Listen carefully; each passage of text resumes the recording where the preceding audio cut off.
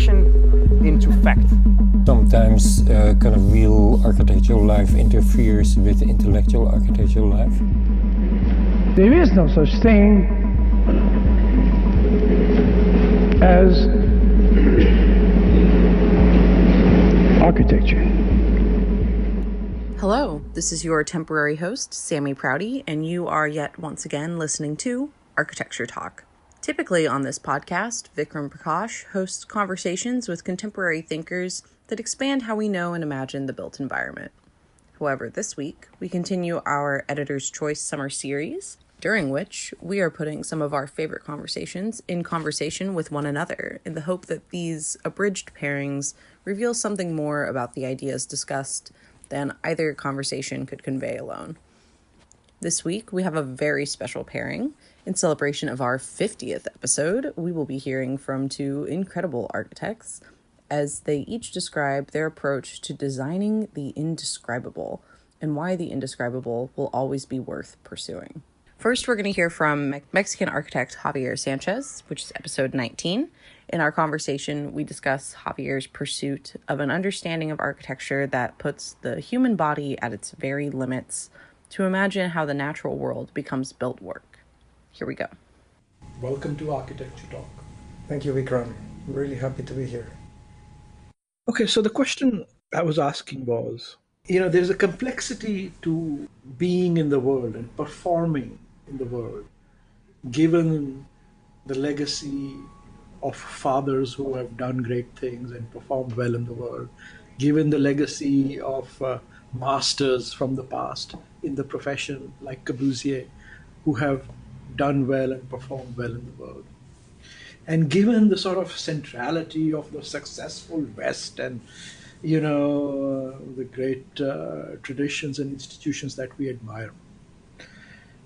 Given all of these, there's always some anxiety about our own performance, right? As sons, as people from the third world, as architects working in the shadows of masters. What is your sense of your productive effort as an architect? No, we'll come to your actual design, but as your effort in life, is it a work of trying to gain recognition at home and abroad? Or, obviously not only to do that, but at some level, is that important? It's a great question because I'm always being autocritical, and I think that I've reached a point in my life. Right now I'm 48 years old, and I started early. I began building very early. I was fortunate enough to do that, to be pressured probably to do that because I got married young and had to maintain a family. So I was there at the rising day, of my beginning of profession. I did not wake up late. That's good. Not like Khan, who woke up late, yes. Well, in that respect, I hope that someday I will wake up level, again. But what I mean is, I really had no time to think. I just had to begin walking and then running. And I think that I am satisfied with what I've done up to now because I can go back in time and see buildings that I've built 20 years before and meet the people that live there and enjoy a conversation about their life in that place. And I think that's what we do. We provide a service. And that's what gives me most satisfaction. Today there are so many ways that you can become famous. You can have your work published even if it's not built. And I think that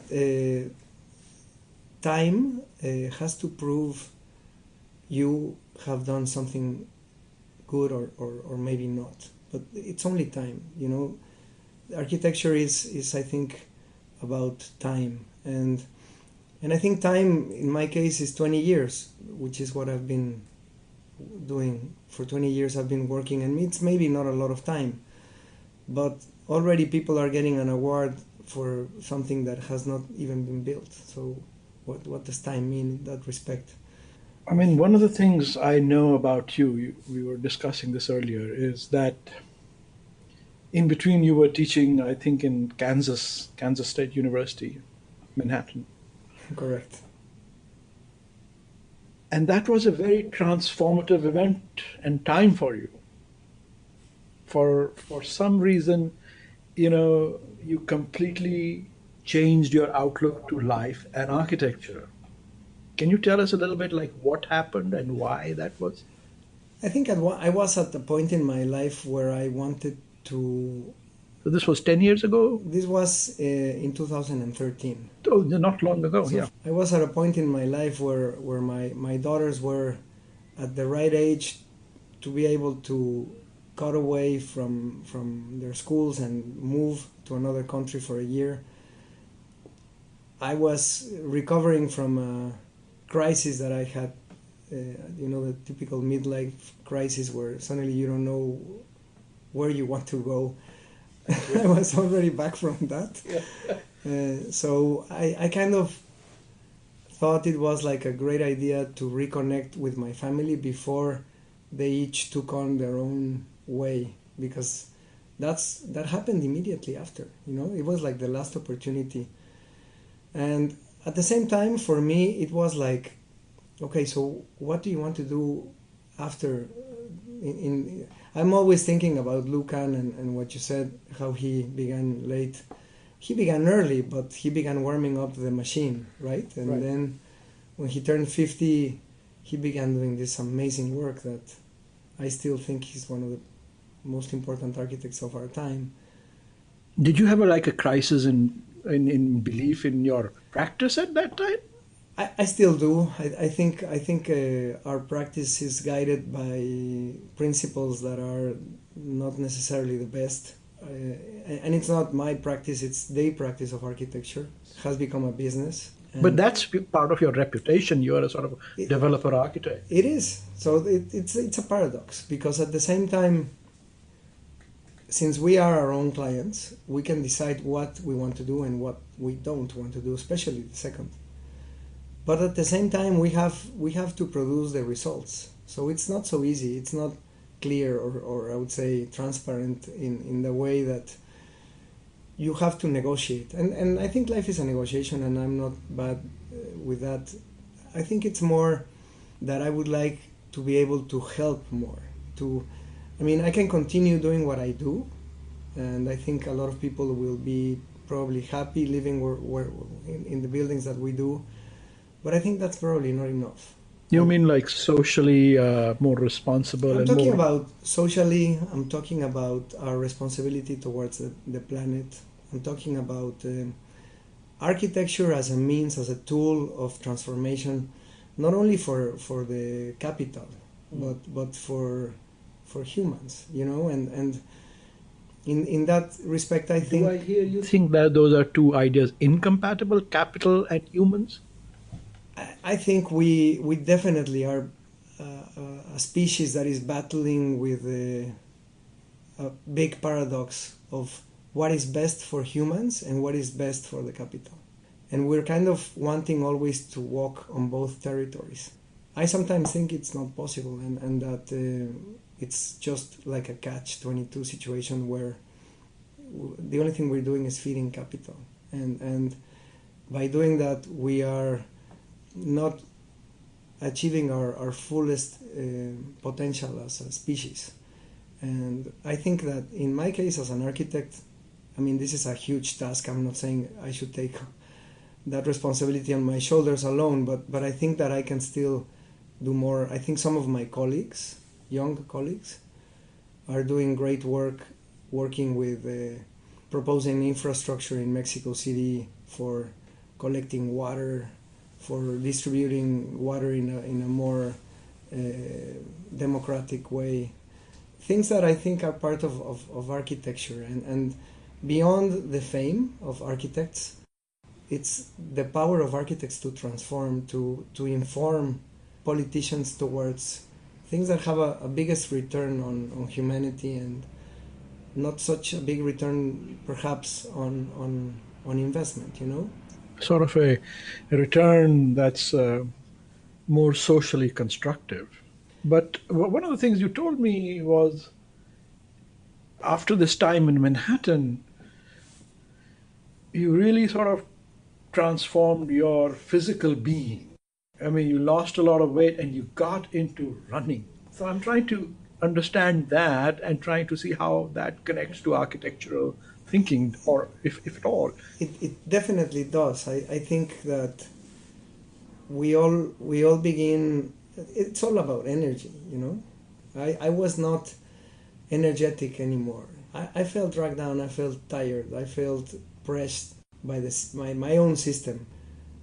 But I was not really wanting to change because we have a difficulty changing. So I have two actors of change, two actresses, let's say, Your daughters. which pushed me to a limit.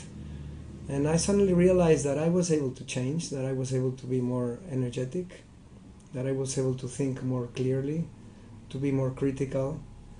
And we began talking a while ago about looking at the world through my father's eyes.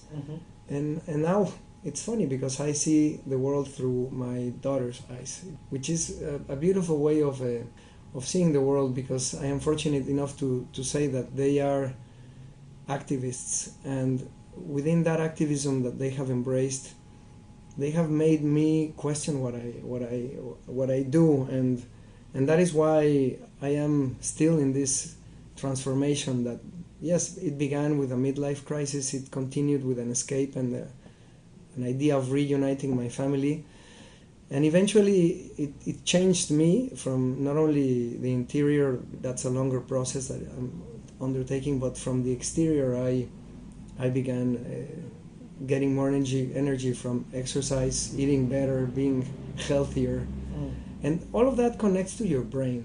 In the end, I think what is amazing is that once you heal yourself physically, you begin to heal yourself emotionally, and probably you can do it the other way around, or either or. But in my case, it's been driving me more and more towards an emotional state where I am in a moment where I would like to direct my second part of life, the second part of the football game, the second half.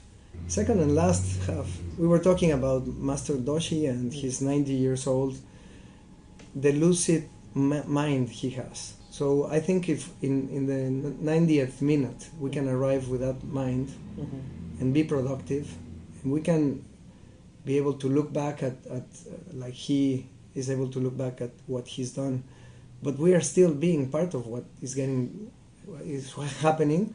I think we have an amazing opportunity to share. Tell us a little bit about your running. You do this extreme running. Well, I began running a couple of miles, almost bursting into disaster in Manhattan, Kansas, that first day that I was challenged by my daughters. And eventually, today I am preparing for a 100K ultramarathon in the Andes at the 12,000 feet elevation in Peru, with 18,000 feet of negative elevation change. Why? That's pretty extreme. I want to be able to see my limits. If I am able, I think anyone is able of doing something. If it's like a dream, no? So how do you get to that dream? What does it take? How can you do that and still be an architect? Is it part of architecture or not? You were asking. Definitely, I connected to architecture because I was, for the first time, in a mountain, climbing a mountain, hiking, running, when I was 45 years old. So that was 3 years ago. That made such a profound impact on the way I see the world, added to my transformation. I kind of realized that we need to include nature more into our work, into our cities. Describe to me, you're at 14,000 feet in the Andes. I mean, I can say sitting here, we should integrate nature more into architecture. That's not the same thing as what you are trying to convey to me, that feeling, if you can, if you would, about you have run 67 kilometers already and you're at 14,000. What does nature look and feel like from that point? I think at some point I will go into a state of hallucination. That's very possible that will happen. But while I am lucid, I think what will happen to me is that I will see the world from the perspective of the Chasquis, the Chasquis runners from Peru. They would take messages up from the coast to the great Inca emperor, I see. and they would do it in relays. But if you think of Mexico's ancestral culture, the Tamemes runners, they would do the same. They would bring messages from the coast to the high valley of Mexico City, 6,000 feet of elevation change, and they would do it running. But also Spartans, Yes, Spartans were big runners. and it's been in our it's part of our evolution. We are because we run. That's a fact. We began our evolution from the Homo erectus, for example. We won over them because we were runners, because we were able to hunt without any tools, just by chasing a deer down. A group of men, collectively, men and women, running for their life, but for their food as well. And that made our brains grow bigger, and we were able to survive. And I think that today we are so far, but so close to that, because our DNA is the same, but we are sitting in a chair, and we're not really doing anything to exercise our body, and I think, there's this Roman saying, mente sana en corpo sano, no? A healthy brain in a healthy body. So when I'm running in the Andes, what I will think is how architecture became out of a forest, out of shelter, out of a change in climate between the day and night, how it feels for you to suddenly have the day end and you have to continue running through the night and see the day rise again. Another way that I love connecting architecture to running is this weekend I was able to run 15 miles within Seattle. It was a rainy day, but I was able to run in amazing places, Ravenna Ravenna Park. Park, yes. That's such a beauty. I mean, you can say anyone can visit those places by walking. I agree. I don't think it's about running. I think it's about moving. I think it's about taking distance, being able to forget about internet, being able to forget about music. No, that's all true, but I think there is something about running. I mean, I have done some running, not anywhere near as extreme as you, but sometimes on a good run, you just get into a zone and you can just keep going and going and going and going. When you get there, it's this state of happiness. It is. But I always thought it was just endorphins. And Obviously, that's the chemical activation of your brain. But at the same time, it's a complete feeling of satisfaction, don't you think? I mean, you feel you're one with the world. And that is moment. that, do you think, the purpose of architecture also, to sort of create that oneness with the world? I think that's what we have to strive for. That's what we have to run for. Are you succeeding in your work in that? I think that I am still far from that. If you think of my experience when I went to Japan and when I entered a temple first time in my life, and how that literally drove me to tears, architecture is capable of doing that. The question is, how do we achieve that? And I think we don't have to think about that. I think we have to do our best and think about humans. What does a human need? Try to think how we can give that to them. At the same time, we're just providing a frame. People will have to live their own lives. But if that frame creates that state of well-being for them. No, but what I'm trying to get to, Javier, is my father worked with modernists in Corbusier, and my way of thinking through that inheritance, through the post-colonial inheritance, is so infected with sort of the central big ideas of Western modernism. I imagine probably similar things in Mexico and Latin America. Because of that, Is there something we lose that one could have known or known about the world differently? As, for instance, one knows about the world through meditation, as through this extreme running that you are describing.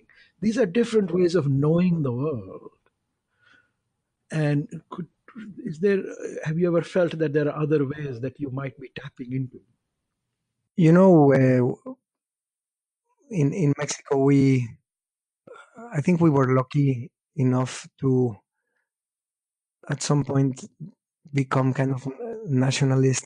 We were open to Le Corbusier's ideas. Mhm. We have architects that went to work with Le Corbusier. Teodoro González de León came back from working with him. But we did not call him to build. I think what I'm trying to say is that our university city, which is maybe always a reference for me, has this duality between modernism and our the construct of being Mexican, of our part in the world, in the land. It is at the same time pre-Hispanic and modern. Right.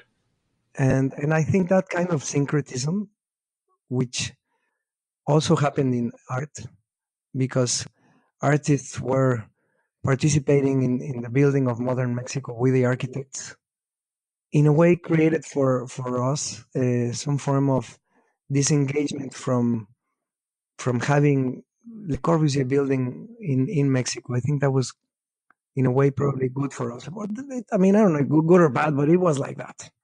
So let's just switch gears and go to the other end. I want to know a little bit more about how you practice and how you work, and I want to do that by asking you a question which is, very important today is, do you work digitally? Do you work with a computer? Do you work with your hand? Are you skeptical of working with the computer, or you think that's the future? What do you think is the relationship of digital thinking to architecture in your life, your work? I work with a notebook. A Mac note? It has a grid, a square grid. So I work with square. Okay, so you work with a real, actual notebook. I have a notebook. I have a pencil, a lead pencil.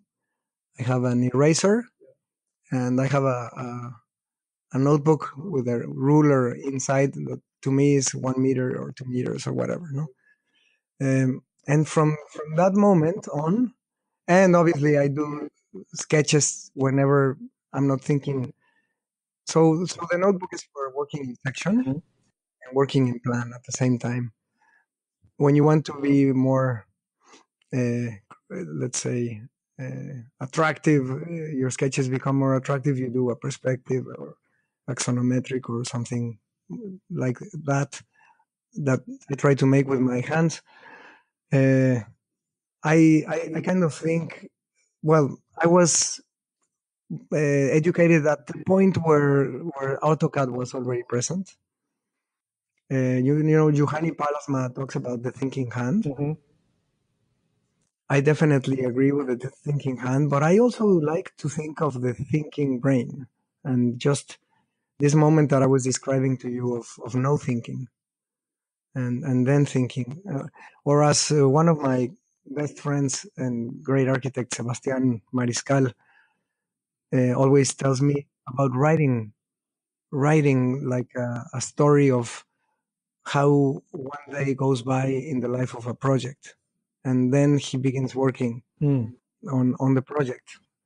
I mean, I think those kind of ways of thinking are more poetic and more human. They make us not think necessarily about materials and about shapes and but about uh, the sequences of space, the narrative of a space, where it compresses you, where it opens up, Right, right. how the light enters. Yeah, yeah. It's true. It's true. I mean, so sort of a more narrative reading of architecture. But the thing that occurred to me is that, is there such a thing as a architecture of no thinking? Is there an architecture that comes out of meditation? And perhaps we go back to those Japanese temples you're talking about, those Zen meditation gardens, for instance, in Kyoto, is one of the reasons, just to speculate, why they are so powerful is because they come out of a meditational tradition. I mean, I would love to think that they do. Do they? Well, they're certainly intended to be places of meditation. Of abstraction. No, to actually meditate, to sit and meditate. Yeah, abstract yourself from reality. Yes, to sort of shut the mind off. And they're designed in a way that is to facilitate you to be able to do that. And then they're also intended to illustrate or be aids to illustrating what it is to know the world through a meditational quiet. Or at least that's my interpretation, or at least the Zen meditation gardens in Kyoto, like the Jinkakuji, Ryon, Kinkakuji, or the Silver Pavilion, Gold Pavilion, or even the smaller gardens which are everywhere. They all seem to be dedicated to the practice and institution of Zen meditation in one way or the other. So, which suggests to me that therefore they can be thought of, at least in part, as architectures of not thinking. Wow, what a difficult premise. First of all, how do you let go of your travel baggage? That's I think the first problem.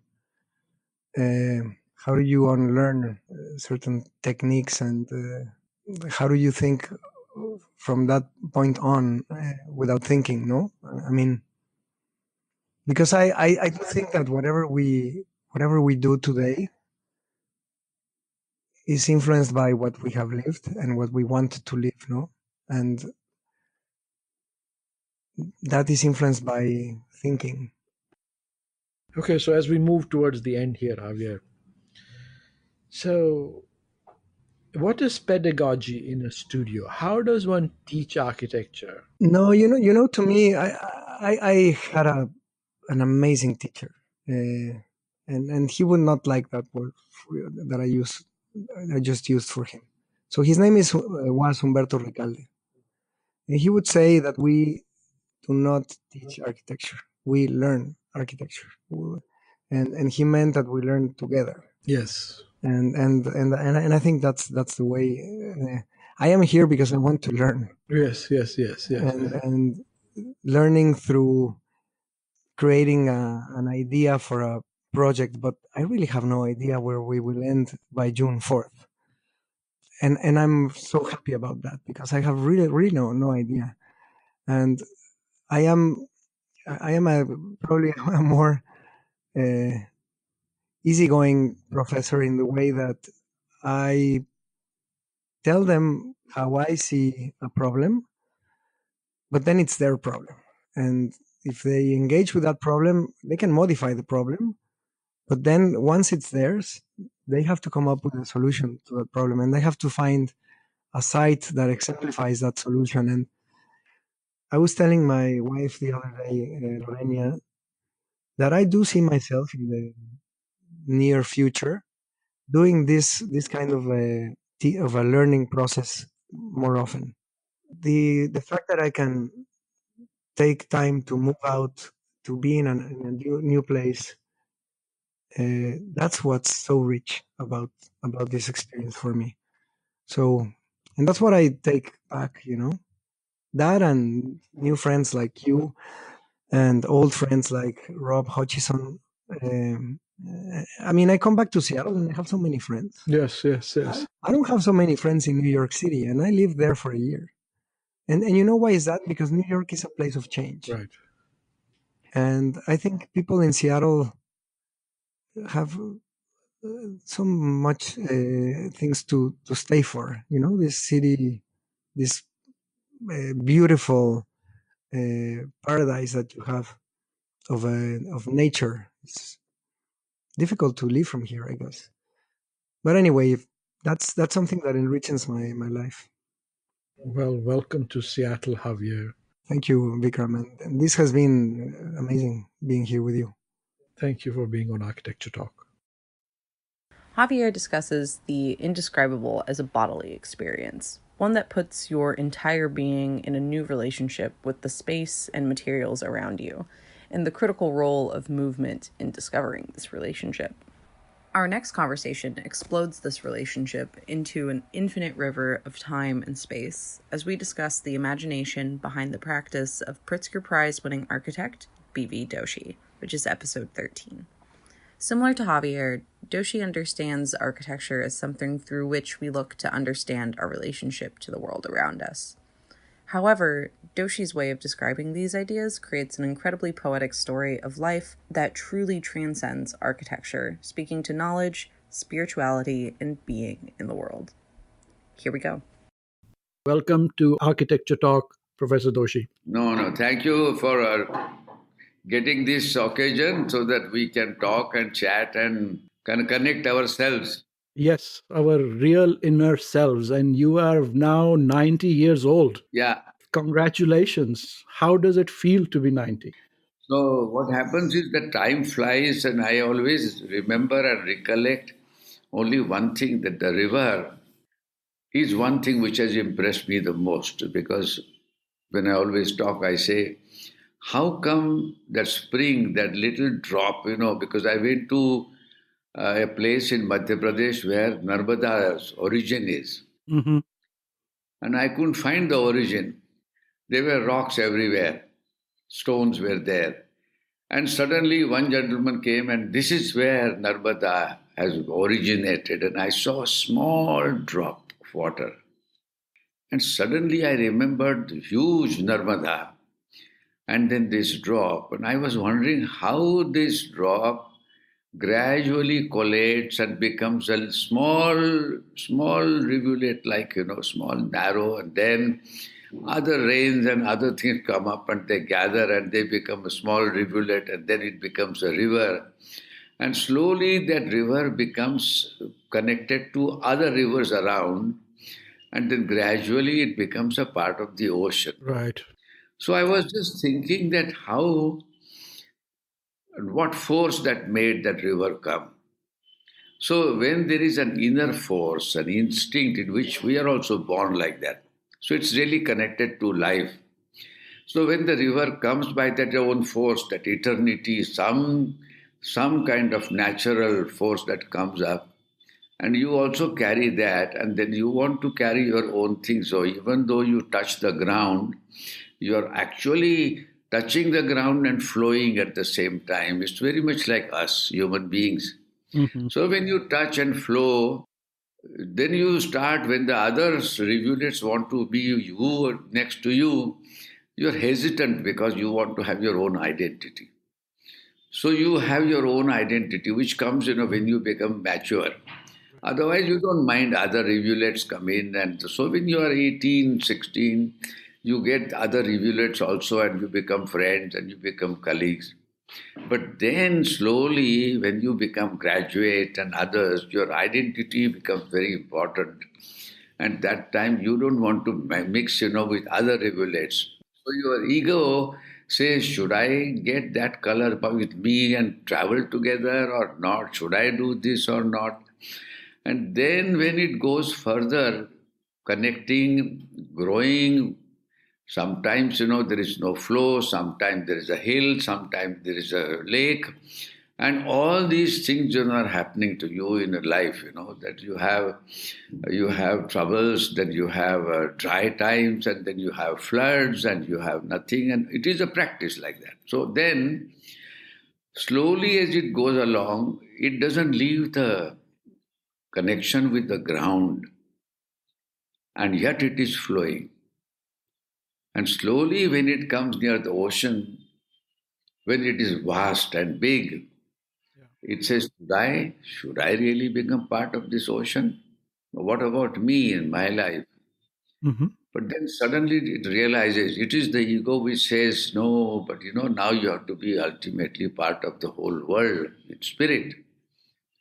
At that time, it becomes on the bank, quiet and low and slow. and then it merges with the ocean. And I think at that time, satisfaction is there. It has detached from the earth, become a part of the cosmos. And I think this is what I have always thinking about life, that things go on. Students come, they go, you have children, then I have grandchildren, then I have great-grandchildren, I have their husbands and whatnot. So practice goes on, work goes on, but then the whole question is, where is that source which came up from the earth, deep from the earth, and where is the connection when you merge with the ocean? Mm-hmm. And what is that link? And what have you done? And I think this is something which I have been thinking about. The journey is now, I'm almost coming closer to the other bank. And when you come near the other bank, you're asking, is that really what you wanted, or did you lose your track? When I was studying with my father-in-law, he talked about these things, and then he talked about the culture. And then when I was with Corbusier, I discovered about how to really renew or research for yourself. And that's what Corbusier did in India. And he talked to me about pact with nature. And in that pact with nature, he talked about really saying that you are not yourself. Connect with nature and you will discover yourself. And that is what I have been trying to do. And so when you start trying to do that, and then you look at the world today, the world has become very different. The world has become very fascinating because it is in this world you see technology gradually taking over. I know when I came from my family, Vaishnav family, religious family, my grandfather had a carpenter's workshop. Mm-hmm. And then you go and you do things, you see them in a small scale, but I used to go and attend temples and I was connected to the rituals. And all those things are coming back. And when you link there, then you ask, am I still rooted? Am I still connected? And then you ask questions for yourself. For example, when my father-in-law was a great scholar and a philosopher, so he asked me a question and he would talk to me about old scriptures, and in which one of the rishis is asking, is this what it is? Mm-hmm. Is this what life is about, or it is something else? So when I see today this technology and then global connectivity and constant occupation with the mobile and Facebook and whatnot, you are wondering whether that is really what life is or life is something else. Similarly, about architecture, is this the theory that we are talking about, or we are talking about the people for whom we are building? And so the whole issue is not only connected to one or the other. The world is around, world is going on, and in that world, what is it that you are doing? Are you doing something which is going to be lasting, or will it stay, or it will disappear?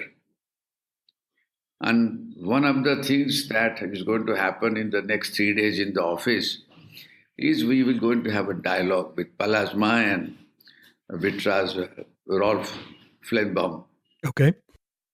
and myself.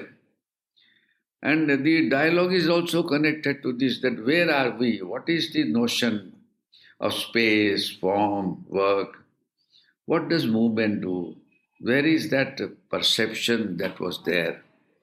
And is it going to be something which is meaningful or not? I think those are the questions that are bothering me. So, what is your sense today on what is the real essence of architecture? I think real essence of architecture is connected to, first of all, what is the dwelling? Is it really a place where you go, or is it something, that you are only buying and selling? I think that is where the whole question is, because we are not talking about human being, we are not talking about environment, we are not talking about habitation, and we are not even talking about communication. Then you say, what about the villages? What about towns? What about cities? What about metros? And what is the definition of all this? What are we doing? So if you look at all this together, Then there are a couple of issues that come up. And those issues are connected to the city's meaning of design and how the cities and other things are really working. Long ago you said the language of architecture is to bring life to space and form. Life to space and form. Yes, You talked about density and you talked about good architecture is that which you cannot describe. Is this still true?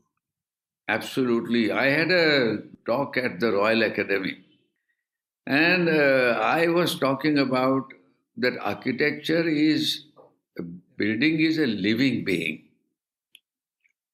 And in that living being, how do you celebrate life?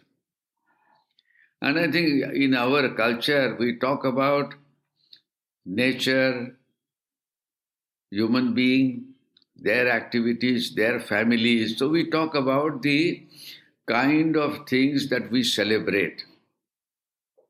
And in that celebration, we are connected ourselves to our inner self as well as the outer world.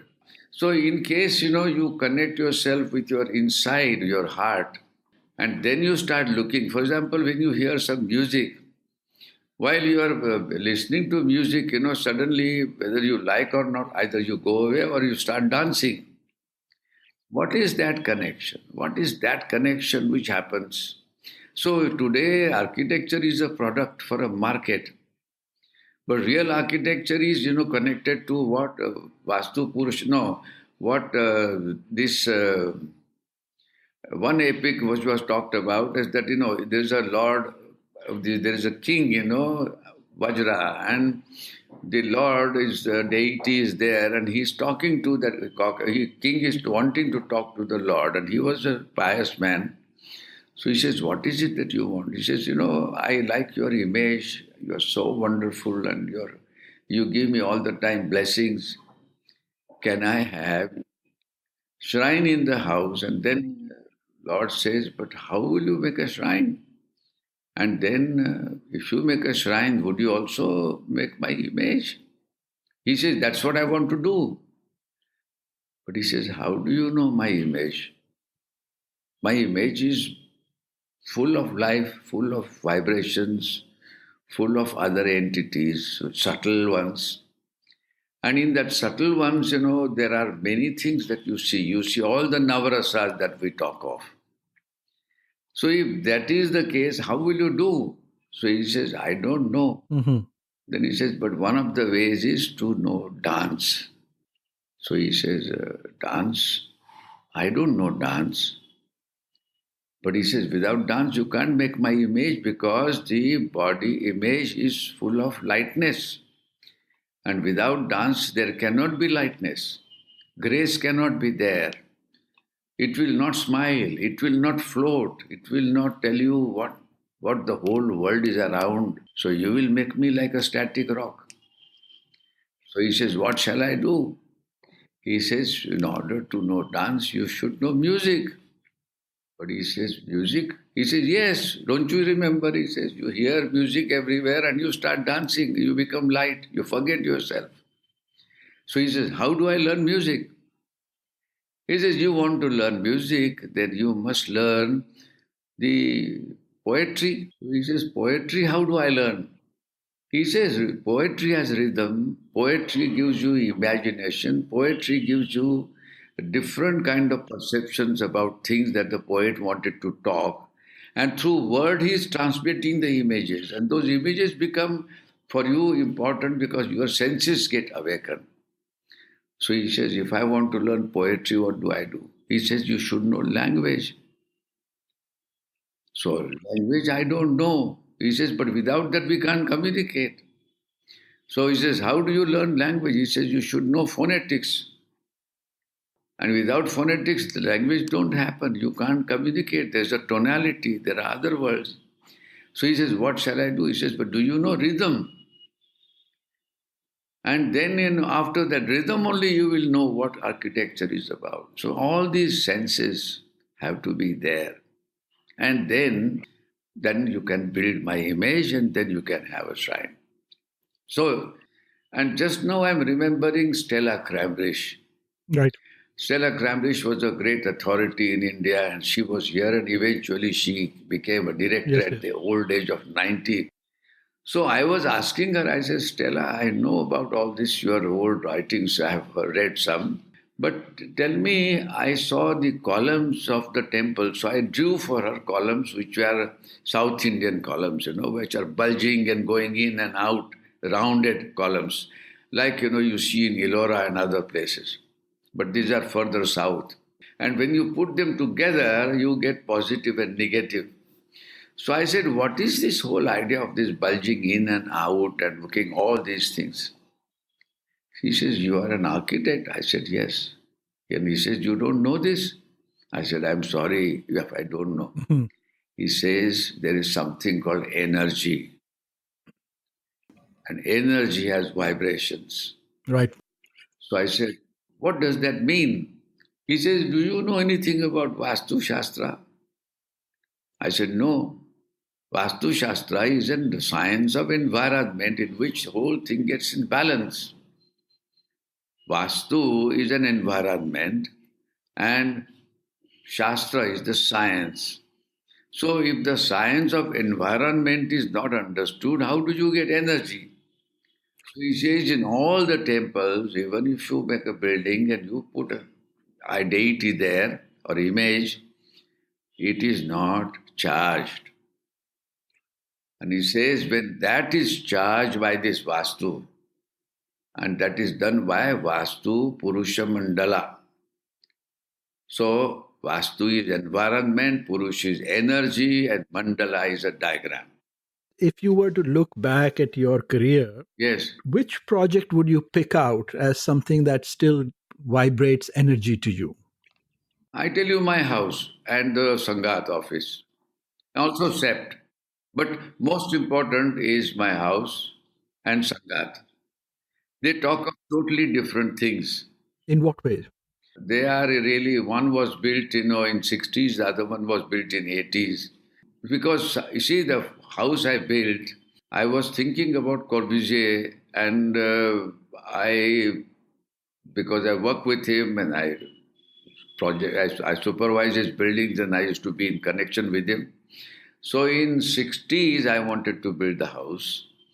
And so the first project that I did was looking like I had come to USA and I had seen those umbrellas being built at that time, in the 50s.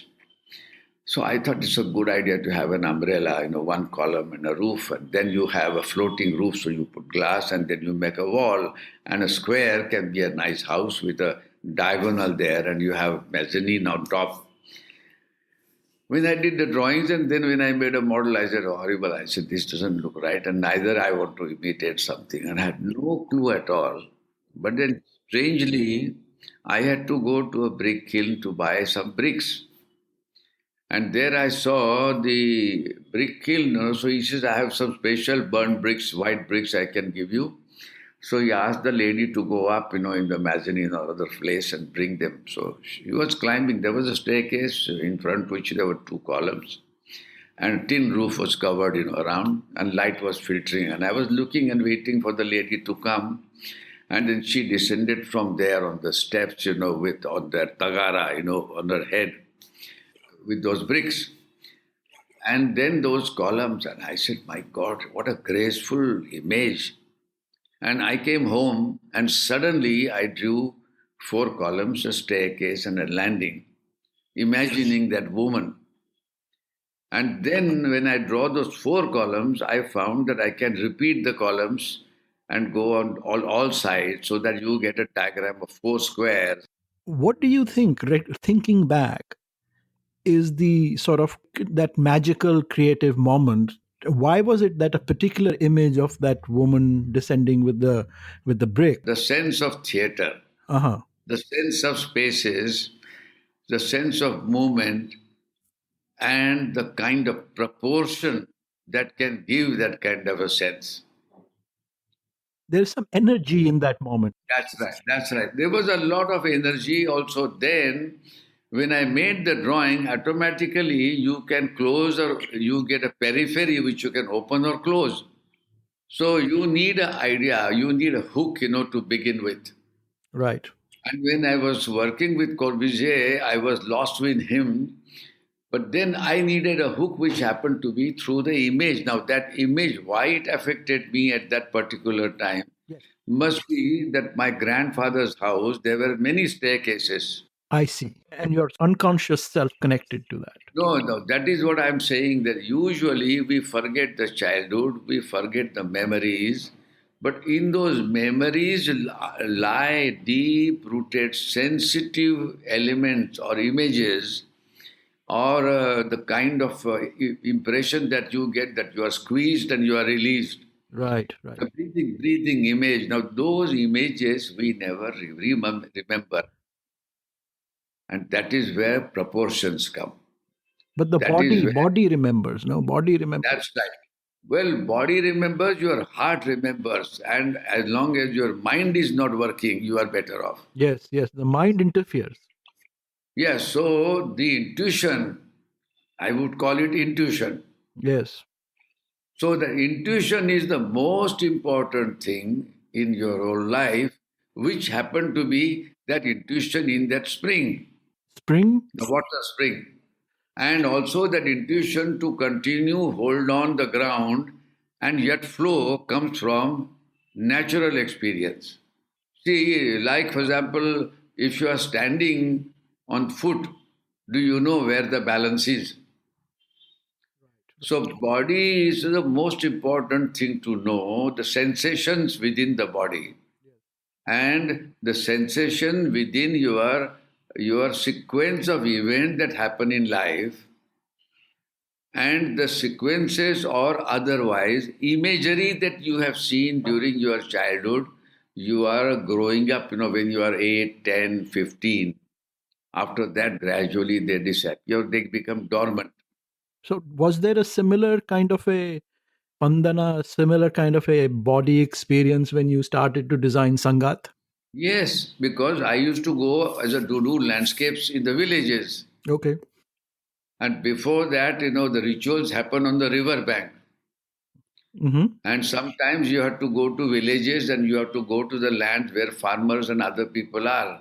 So I had image of the animals, cows, cattle, the hens, all the birds and animals which are their dogs. Then you see a tree and the shade, and somewhere people are sitting and gossiping. Platforms. So Sangat has a lot of platforms. Sangat has an open space. I see. Sangat has trees. And also that dome-like structure is like those old temples, in small towns where there are small shrines. So let us talk about the rasa of life. I mean, what is the rasa of life? So I tell you, if you talk about the Navarasas and if you talk about the rasas, it is actually what I just now told you about Vishnu Dharmottar Purana. That unless we are having cultural institutions, now even the museums are becoming marketplaces, but supposing that in each town there was a place and there was a cultural revolution in a sense. You arrange competitions, you arrange places. For example, let's take a Gufa. Yes. Gufa is, I think, perhaps a very interesting example. It's an amazing building. Gufa was a challenging job. So first thing is, do you have a challenge? Second, what is that challenge? Is it measurable or unmeasurable?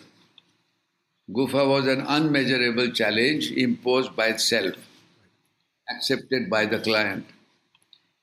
When I accepted the challenge, then the whole question is, I want to know what is the definition of a place for an artist or a place for somebody. So every building that you do with a brick wall or stone or concrete and make a box or whatever that shape is, it is still a building and it doesn't tell you more. So can we really go beyond that building and can we say, is the building going to tell me something more than what it is? And talk about the invisible forces that will affect me subtly. How does it do that? That is where Gufa comes in, because I said a normal building, we ask as a teacher or to the student that, look, a building must have a foundation. Walls should be more or less straight.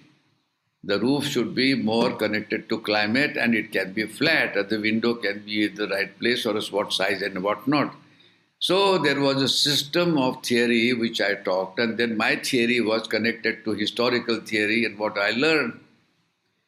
But if I say these theories are going to be thrown out and I'm going to say it is going to be delightful, it is going to be indescribable, it is going to be enigmatic, and it is going to be something that a nature would have normally produced, like a cockroach and a butterfly, or maybe an eagle or a tiger. Why they are made like that? Why the snake is like that? So if you make something which is not describable, then you start challenging yourself about how to create that animal. And I think this is precisely what I did. So now it has become an enigmatic, undescribable experience, and outside and inside, and tells you about something which is like a mythological element. And I think that mythology now has attracted children, old people, because they don't ask any questions. They don't know what to ask because there are no definitions. So I have created a fluid architecture. Architecture which is moving, architecture which is giving you different experiences. It talks to climate, it talks to the local place, it talks to craftsmen, it talks to skilled people, and it can be enjoyable. As a result, then there is a gallery, and so now it has become a public place. So now it is the most important public place in Ahmedabad, which is not finite, which is not done in a normal way. And I think today, if you ask me, I would say, should not the public place be something where children and old people and others and scholars can come, and each one has a share of their own, and they get delighted about it. This is what Gufa is. It is indeed. Wonderful. It's been a pleasure talking to you, sir. Thank you very much for taking the time out. Thank you. So, Sammy, Yes. that was a very interesting set of conversations with Javier and Balkrishna Doshi, the senior doyen.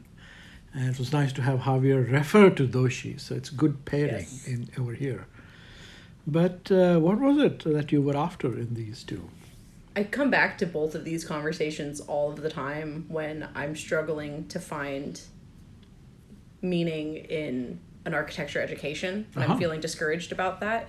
That at its essence, some of the architecture that I respect the most is looking for something that can never be found also.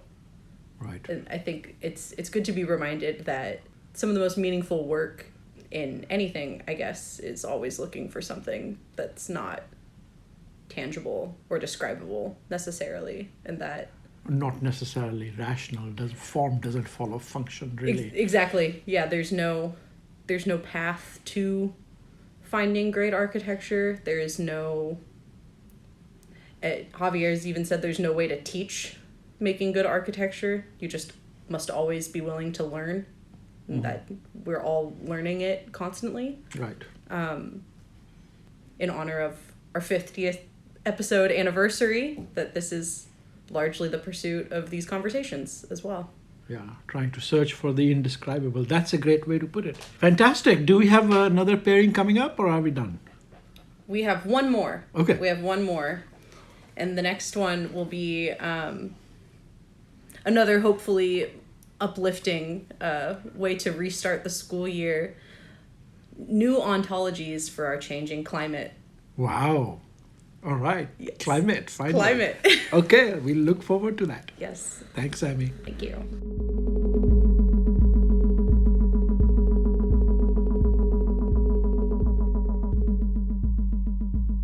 Thank you for listening to Architecture Talk. This is Vikram Prakash, your host, and our producer is the one and only Sammy Prouty, a graduate student of architecture here at the University of Washington in Seattle. I hope you all enjoyed our conversation, and if you did, please do take a moment to subscribe and to rate us on iTunes. See you next time. Take care. Goodbye.